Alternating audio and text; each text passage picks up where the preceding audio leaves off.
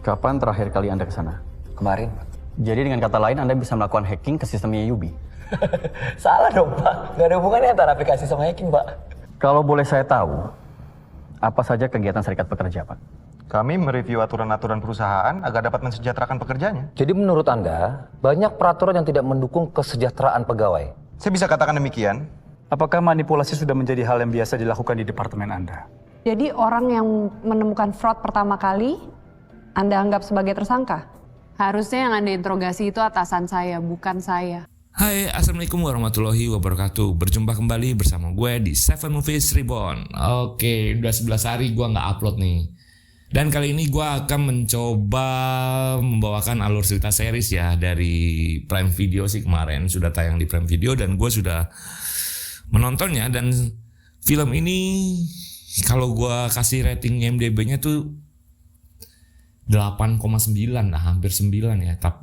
Karena kenapa gue nggak ngasih 9 atau 10? Karena endingnya ini kayaknya sih akan ada yang kedua mungkin ya. Cuman gue nggak terlalu. Dan apa sih yang akan gue bawakan di cerita alur cerita ini? Yuk kita langsung ke ceritanya. Cerita rencana besar dimulai ketika terungkap penggelapan dana sebesar 17 miliar di Universal Bank of Indonesia.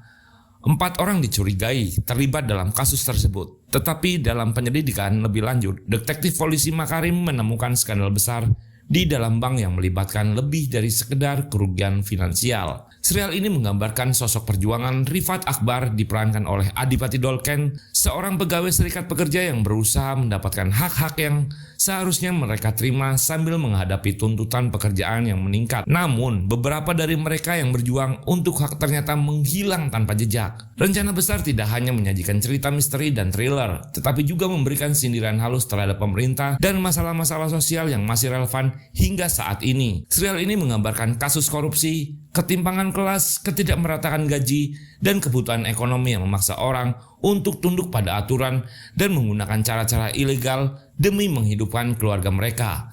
Seperti apa sih film ini? Film ini diperankan Adipati Dolken sebagai Rifat, Hagini sebagai Amanda, Prisia Nasution sebagai Ayumi, Dwi Sasono sebagai Makarim, Ciko Kurniawan sebagai Reza. Yuk kita langsung masuk ke alur ceritanya. Inilah rencana besar.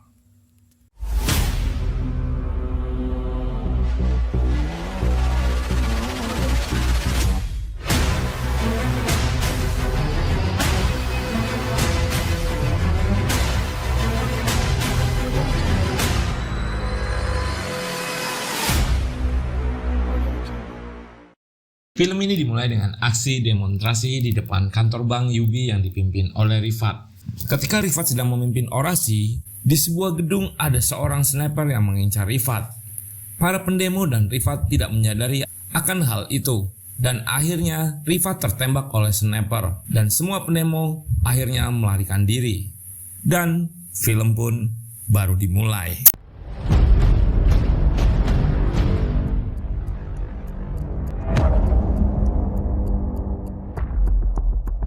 Adegan berpindah di sebuah kantor polisi. Seorang detektif Karim menerima sebuah kasus penggelapan dana Bank Yubi Universal Bank of Indonesia senilai 17 miliar dari atasannya. Kemudian Karim mendatangi bank dan langsung menemui atasan yang bernama Agung. Karim diminta supaya menyelidiki dan menyelesaikan kasus ini dengan cepat karena Agung pimpinan Bank Yubi tidak mau kehilangan kepercayaan dari nasabahnya. Karim pun bertanya, apakah ada laporan dari internal IT?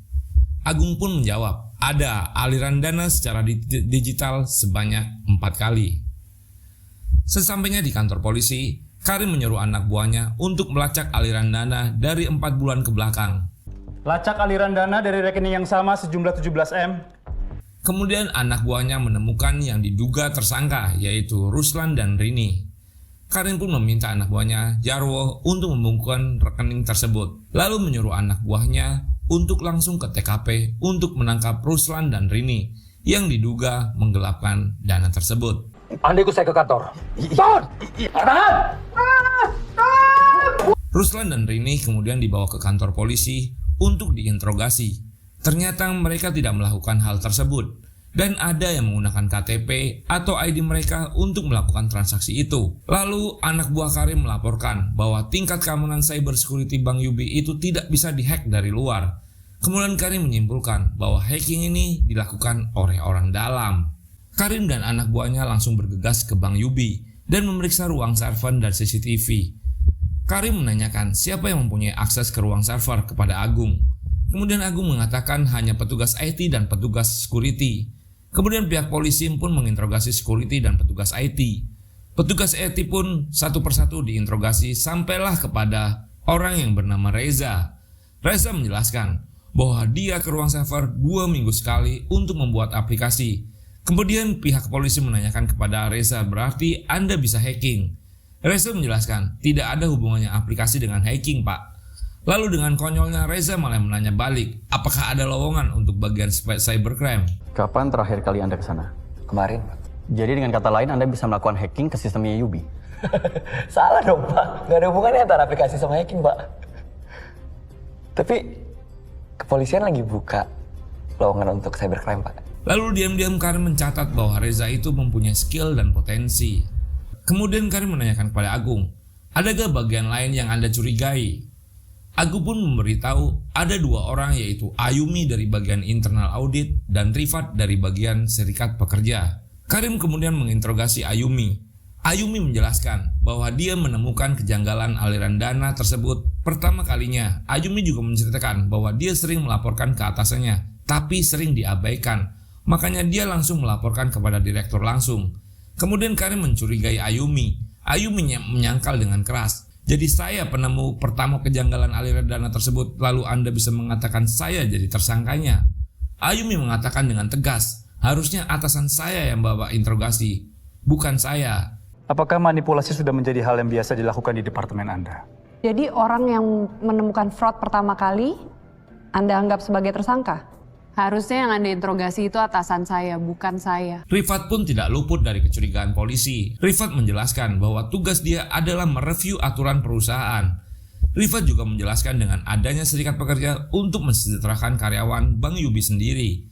Lalu Rifat berkata, harusnya yang kalian perlu curigai itu orang marketing, karena bisa mempunyai barang-barang mewah padahal gaji mereka kecil. Kemudian Rifat pergi, Agung pun menyuruh untuk memanggilkan Amanda yang merupakan bagian anak marketing. Tapi Rifat menjawab, Amanda mungkin sedang bertemu dengan orang penting, Pak. Kami, pegawai biasa, sudah cukup sabar menerima upah yang relatif kecil dengan tanggung jawab yang berkali-kali lipat lebih besar daripada upah yang kita terima. Sedangkan pegawai eksekutif mendapatkan upah yang sangat besar dengan tanggung jawab yang tidak seberapa. Keesokan harinya, Amanda mendatangi kantor polisi untuk memenuhi panggilan interogasi. Amanda pun kemudian diinterogasi oleh anak buah Karim yang menanyakan dari mana barang-barang tersebut didapatkan. Apakah ada tandungan juga? Amanda menjelaskan bahwa barang yang ia pakai adalah barang tiruan atau KW Super. Dan Amanda juga menjelaskan juga pernah mempunyai tanggungan untuk orang tuanya dan adiknya yang meninggal karena OD. Dan sekarang Amanda tidak mempunyai tanggungan lagi. Tas itu harganya berapa? 400 juta, Pak. Belinya di Paris. Ibu selama ini pendapatannya sampai segitu? Oh ya enggak, Pak. Yang asli harganya 400 juta, belinya di Paris. Kalau saya belinya KW Super. Mirip ya, Bu? Sama alasan-alasan ibu-ibu pejabat kalau lagi flexing. Di sini Karim sudah mencatat semua orang internal yang diinterogasinya. Dari Reza yang punya skill, Ayumi yang misterius, Rifat yang pemberontak, dan Amanda yang yatim piatu. Pihak kepolisian belum menemukan siapa pelaku di balik penggelapan dana tersebut. Setelah itu, anak buah Karim melaporkan bahwa data CCTV sudah berhasil dibuka dan ditemukan orang yang masuk ke dalam ruang server terlihat di CCTV. Tetapi orang tersebut memakai topeng. Karim pun kemudian menyuruh untuk memeriksa log akses. Ditemukanlah dengan nama pegawai Ririn yang merupakan bagian teller. Ririn pun kemudian dipanggil untuk diinterogasi, tapi Ririn ketakutan karena bukan dia. Ririn juga menjelaskan bahwa ID card tellernya tidak bisa mengakses ke ruangan server.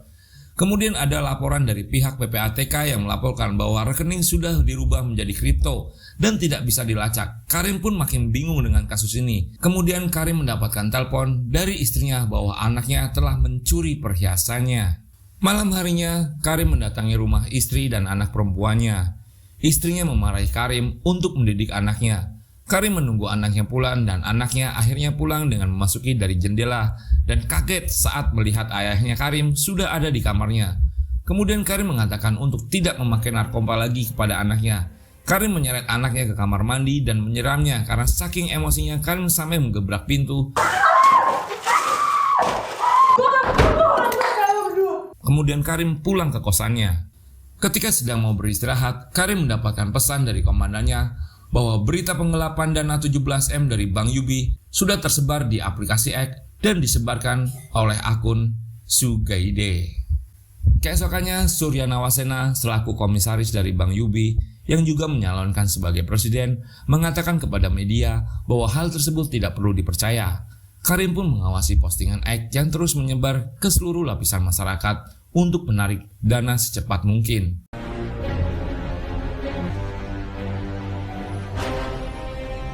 Dan jajaran manajemen Bang Yubi sudah mulai panik karena masyarakat sudah mulai menarik dananya dan Bang Yubi bisa mengalami pailit seperti yang pernah terjadi di tahun 98. Ketika Surya Nawasena sedang mengisi kampanye, penarikan pun terus terjadi sampailah dia mendapatkan telepon. Lalu Surya Nawasena pergi meninggalkan lokasi kampanye. Di kantor polisi, Karim mendapatkan update dari anak buahnya bahwa ada laporan transferan kripto sebanyak 4 kali ke satu akun. Kemudian akun itu dilacak dan tiba-tiba ternyata akun tersebut adalah milik Reza yang merupakan karyawan IT dari Bang Yubi.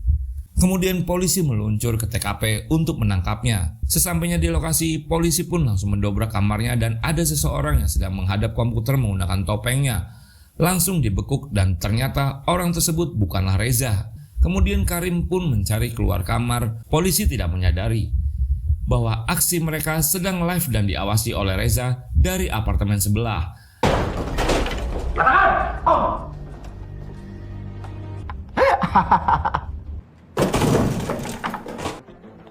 Mampus.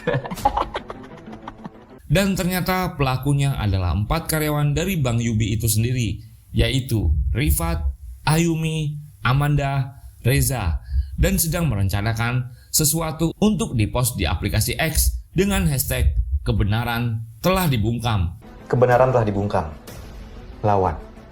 Oke tuh, tambahin hashtag kali ya, bertrending. Dan film pun selesai. Oke, seru kan plot twistnya, ternyata mereka berempat berteman guys. Gimana sih lanjutannya? Tunggu episode 2 ya. Gua akan langsung nanti tayangkan episode 2-nya. Jangan lupa subscribe, like, dan komen. See you.